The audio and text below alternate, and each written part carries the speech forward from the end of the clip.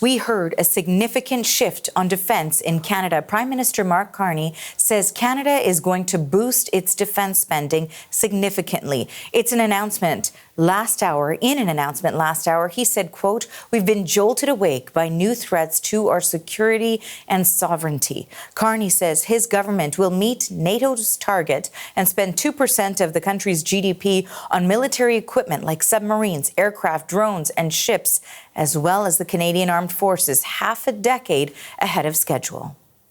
None of these goals will come easily or quickly. All will require ambition, collaboration, and, yes, on occasion, sacrifice. In a darker, more competitive world, Canadian leadership will be defined not just by the strength of our values, but also the value of our strength. And the CBC's Janice McGregor joins us now live from our Parliamentary Bureau in Ottawa with more. There was a lot to unpack in that speech last hour from the Prime Minister. Let's start first with the announcement itself, what we heard.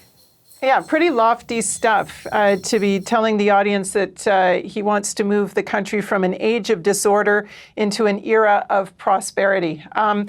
A stark message, though, at times as well, a very frank assessment of the real state of military readiness in this country, with the Prime Minister pointing out that only 1 in 4 of Canada's submarines are actually seaworthy, that only half of the maritime and land fleet is operational, that the Navy and Army are trying to use. This is an admission of failure, frankly, on the political side, that sort of things have gotten to the point where troops are simply not equipped, if they are called forward to do some harder, more dangerous things. But the speech also frames this big push for procurement as giving soldiers what they deserve. There's discussion, for example, of the current crisis with the forest fires, and that is an example of the kind of protection that Canadians received from their armed forces, and how these soldiers are worthy of better.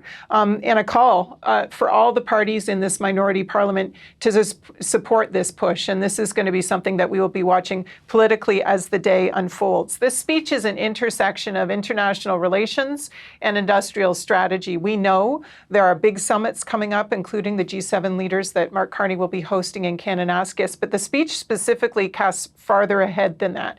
Talks about the Canada-EU summit, that Canada is joining this push to rearm Europe and provide material support for European allies, particularly in Eastern Europe and Ukraine, obviously, in the context of the current war with Russia, but also saying that Canada will be stepping forward with a tangible pledge at the NATO summit as it looks to all of its allies to make pledges, what they call the Defence Industrial Pledge. So not just sort of military spending pledges, but also a commitment to provide strategic infrastructure to the defence of the entire alliance.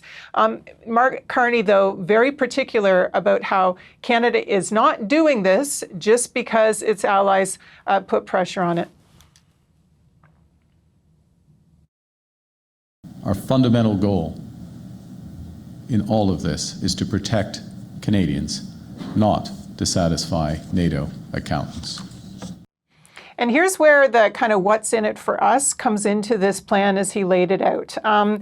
He talked about a couple of key things that really speak to the economic opportunities here. And he referenced actually something that the King read out in the throne speech on that.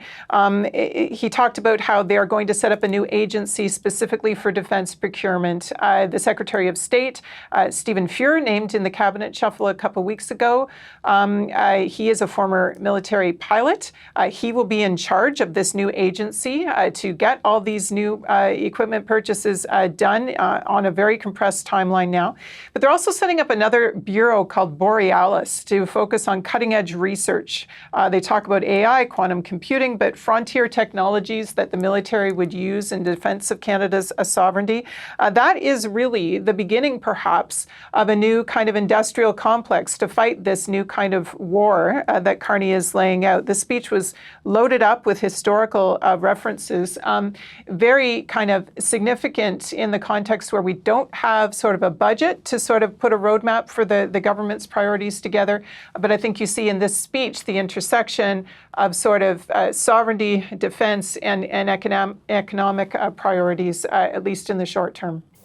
So I guess, of course, we are waiting for more details on how all of this will work. But to that end, how realistic is this acceleration of spending?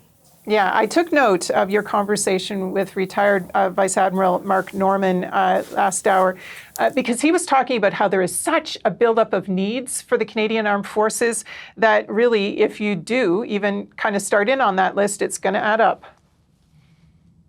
If they can move the money quickly, I think it is entirely achievable. So I'm optimistic on that front. But there's a lot of how questions, and I don't necessarily have the answers today. There is a technical briefing unfolding over this hour where we may get some more answers. But interestingly, Norman talked about how, in his view, Canada is overdue to stop being the buyers of other people's stuff. And that's where you do get into this industrial strategy piece. The speech began with a reference to the U.S. monetizing its hegemony in the world. This becomes very linked to some of the trade difficulties Canada is facing with Washington right now. The tariff conversation that's underway in D.C., this security and economic partnership that Mark Carney is imagining could unfold if Canada steps up. But there was a telling reference for a middle power like Canada in this speech. Carney talked about how you have to either be at the table or you're on the menu. And a sense that sort of this really is a time to go big or be buffeted around in some really uncertain times. Thanks for this, Janice. Of course, we will wait for more details on everything. Appreciate it. That is Janice McGregor in Ottawa.